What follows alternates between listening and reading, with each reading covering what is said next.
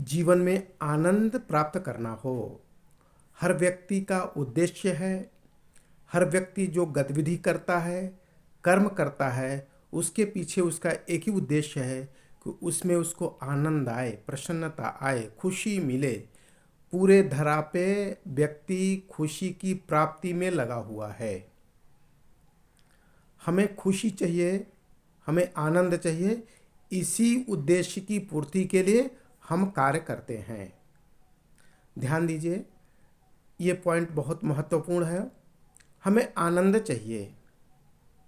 हम जब दुनियादारी के चिंतन में रहते हैं, उस समय का पल जब हम प्रभु जी के चिंतन में रहते हैं, दोनों पलों को विश्लेषित करेंगे तो जब प्रभु जी के चिंतन में रहते हैं तो हमें आनंद प्राप्त होता है। इसका अर्थ क्या हुआ? इसका अर्थ ये नहीं हुआ कि आप दुनिया के अपने पारिवारिक सामाजिक दायित्वों की पूर्ति के लिए दुनियादारी में विचरण न करिए, दुनियादारी की उपलब्धियां अर्जित न करिए। आप हर उपलब्धियां अर्जित करिए, वो आवश्यक है। इसलिए धर्म अर्थ काम मोक्ष अर्थ को द्वितीय पुरुषार्थ पे रखा गया है। धर्म के बाद अर्थ पुरुषार्थ में है, अर्थार्जन करना। अर्थ का मतलब हुआ अर्थयुक्त अर्थार्जन करना, उद्देश्य परक अर्थार्जन करना, अनुद्देश्य परक अर्थार्जन नहीं करना। यानी ये बात कहने की कोशिश की जा रही है, आपको धन कमाना है, अपने लक्ष्य को प्राप्त करना, दुनियादारी के सारे दायित्वों को निभाने के लिए दुनियादारी में रहना आवश्यक है।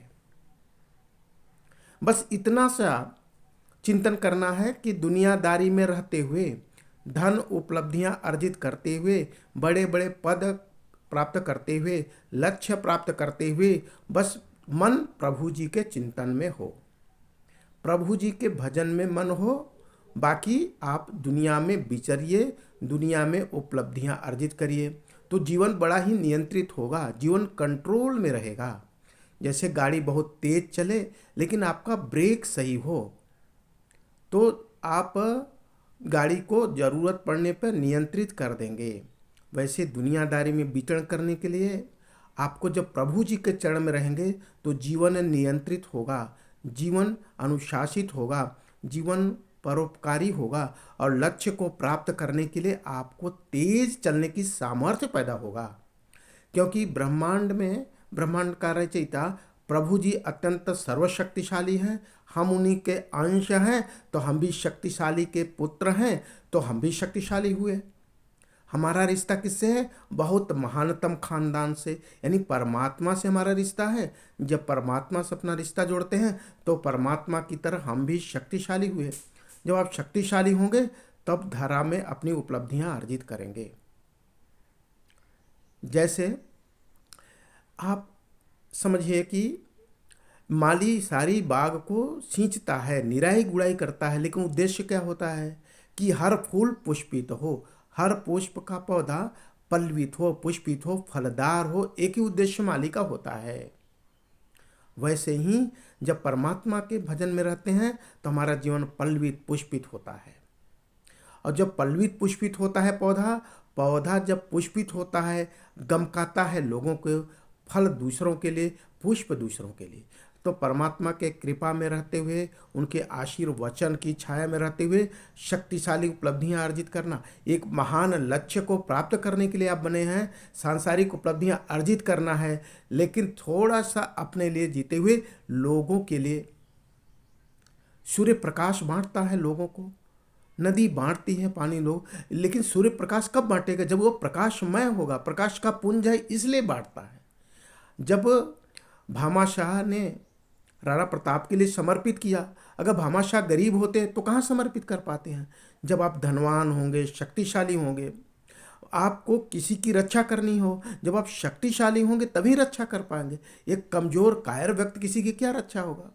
एक धनवान होगा तभी वंचितों को, गरीबों को, दीनों, अपने पारिवारिक दायित्वों को पूरा करने के लिए लोगों को दे पाएगा। एक अकिंचन अत्यंत निर्धन व्यक्ति क्या किसी को दे पाएगा?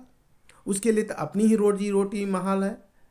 कहने की ये कोशिश की जा रही है, जब हम परमात्मा के चिंतन में रहेंगे, परमात्मा के शक्तियाँ हमारे अंदर हैं, इसका भान होगा तो हम ढेर सारी उपलब्धियाँ अर्जित करेंगे। लेकिन उपलब्धियाँ उस फलदार वृक्ष की हो, शतहस्ते समाहर सहस्रहस्ते विकिरण।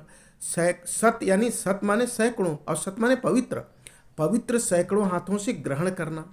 अब प्रश्न आता है हमारे पास तो दो हाथ है, यानी अपने अपने रणनीति बुद्धि के हिसाब से इतना तीव्र आप रणनीति अपनाइए कि आप 100 हाथों के बराबर अर्जित करते हैं। सैकड़ों हाथों से अर्जित करना, लेकिन पवित्र हाथों से। इसका पवित्र हाथ मतलब यानी किसी को बिना दुख दिए धनार्जन करना, किसी को बिना नुकसान किए धनार्जन करना, वो पवित्र हाथ हुआ।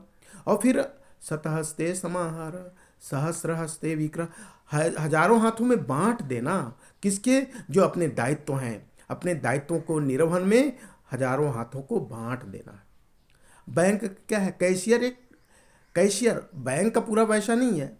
अगर बैंक का पैसा कैशियर रखा तो घपलेबाजी में जाएगा। तो कैशियर को पता है कि हमें तनख्वाह मिलती है, कैशियर की भूमिका उस पैसे का प्रबंधन करना, लेन देन करना, इतना सही रोल होता है कैशियर का।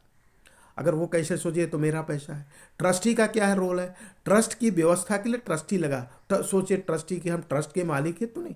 जस्ट लाइक परमात्मा ने जीवन दिया है, ये कैशियर की ट्रस्टी के फलदार वृक्ष की तरह अपनी भूमिका होनी चाहिए। तो सबसे पहले प्रभु जी पे पूरा भरोसा करना, उनके आशीर्वाद कृपा के सिंचाई निराई गुड़ाई अपने को करता रहना, उनके छत्र छाया में रहते हुए अपने अधिकतम उपलब्धियां, आप आकाश से भी बड़ी उपलब्धियां अर्जित करिए। लेकिन उद्देश्य क्या होगा?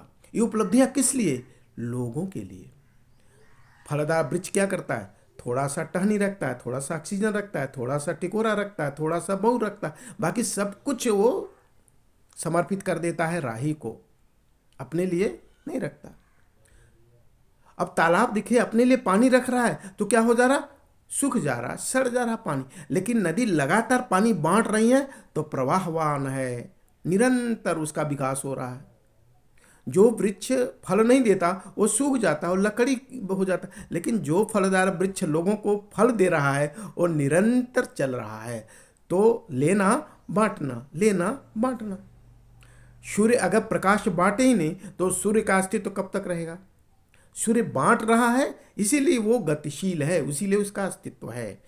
बस इतना सी कोशिश कर रहा है मित्रों कि प्रभु जी के छाया में रहते हुए अपना विकास करना, अपने लिए जो आवश्यक हो रखना और लोगों को दायित्व नियमानुसार कर्म अनुसार लोगों में वितरित कर देना। वितरित तब करेंगे जब आप शक्तिशाली होंगे। शक्तिशाली तब होंगे जब प्रभु जी की कृपा लेकर के आगे बढ़ेंगे। इस वीडियो को आप अधिक से अधिक लोगों को शेयर करिए, अपने कमेंट भेजिए। मैं चाहता हूं कमेंट जरूर भेजिए मित्रों। ये जीवन की उड़ान यस्सी दुबे आपका स्वागत अभिनंदन वंदन करते। Thank you sir.